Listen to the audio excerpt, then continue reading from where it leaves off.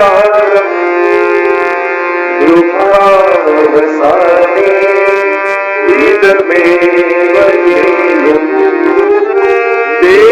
देहावसाने इदमेव जात्यम् गोविंद दामोदर माधवेति। सुखनो अंत होय के दुखनो अंत होय या देहनो अंत होय, भगवान सिवाय आपणो कोई आश्रय नहीं। प्रभुनु स्मरण करो। अनेकविध प्रकार की लीलाओं का वर्णन किया, इस प्रकार गोसाई जी के उत्सव को मनाया गया। आगे माधुरीदास की वार्ता का वर्णन आया। माधुरीदास ऐसे परम वैष्णव थे कि जैसे ठाकुर जी के रत्न जड़ित श्रृंगार धरे हो वैसी फूल की माला गूंथते, इतने प्रवीण पुष्प की माला बनाने में।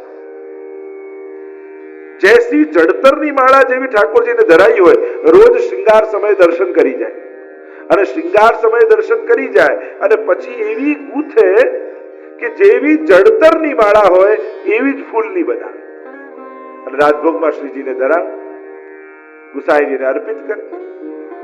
एक बार मन में मनोरथ हुआ कि आज ये माला देखी, इतने सुंदर जड़तर का हार श्रीनाथ जी बाबा ने धरा था और माधुदास के मन में आया मैं ऐसा कैसा फूलों का बनाऊं।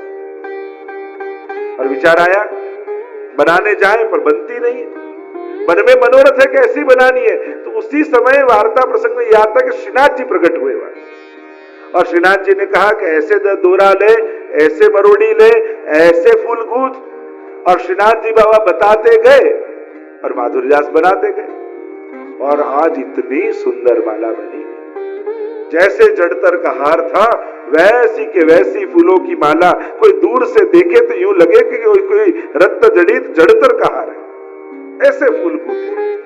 देखो हमारे यहाँ माला जी के क्रम का भी विवेक है, कौन से फूल लेते हैं कौन से नहीं लेते, कैसे गूंथते हैं कैसे पिरोते हैं।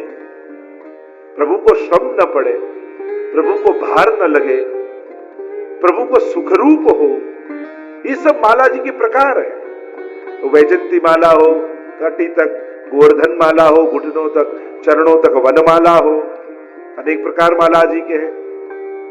तो ऐसी सुंदर आज माला बनी। तो माधुरीदास को हुआ कि माला तो सुंदर बनी पर जो अंगीकार भी उत्तम ढंग से हो तो आनंद आए। और मन में मनोरथ हुआ कि आज ये माला मैं गुसाई जी को दूं और विनती करूं कि गुसाई जी आप अपने श्रीहस्त से ठाकुर जी को धराओ। और मन में मनोरथ आया कि आज ये माला इतनी सुंदर, आज तक इतनी सुंदर कभी नहीं बनी, आज पहली बार इतनी सुंदर बनी है। तो मन में ये भाव है कि गुसाई जी खुद अपने श्रीहस्त से धरावे तो श्रीजी बाबा को कितनी प्रसन्नता। यही भावना पुष्टि मार्ग की है। वस्तुनी उत्तमता નથી પણ સમર્પણની उत्तमता છે। કોના હાથે શ્રીજીને ગમે છે એના હાથે અંગીકાર કરાવે, આ ભાવ પુષ્ટિ માર્ગનો વિવેક છે। और गुसाई जी कुछ मंदिर के कार्य में अधिकारियों के साथ चर्चा कर रहे थे। माधुरीदास आए और गुसाई जी को माला दी और विनती की कि जयराज मन में ऐसा मनोरथ आया है कि ये माला आप श्री जी को अंगीकार कराएं। गुसाई जी कहे ठीक है यहां रख दो। और इतने वो व्यवस्था के कार्य में व्यस्त थे गुसाई जी, इसलिए कहा कि मुखिया जी को बुलाया और कहा मुखिया जी ये माला श्री जी को धरा। अब माधुरीदास देख तो रहे और गुसाई क्या कि क्या विनती कर सके। गुसाई तो आज्ञा मुखिया जी को कि आप धराओ। और गुसाई जी की आज्ञा से मुखिया जी धराने जाए और लेकर वापस आए। कहने लगे ये माला तो बहुत छोटी है, श्रीनाथ जी को आती नहीं। माधुरीदास को बुलाया कि मुखिया जी क्या कह रहे, अरे माप से बनाइए। गुसाई जी का फिर धरा के देखो।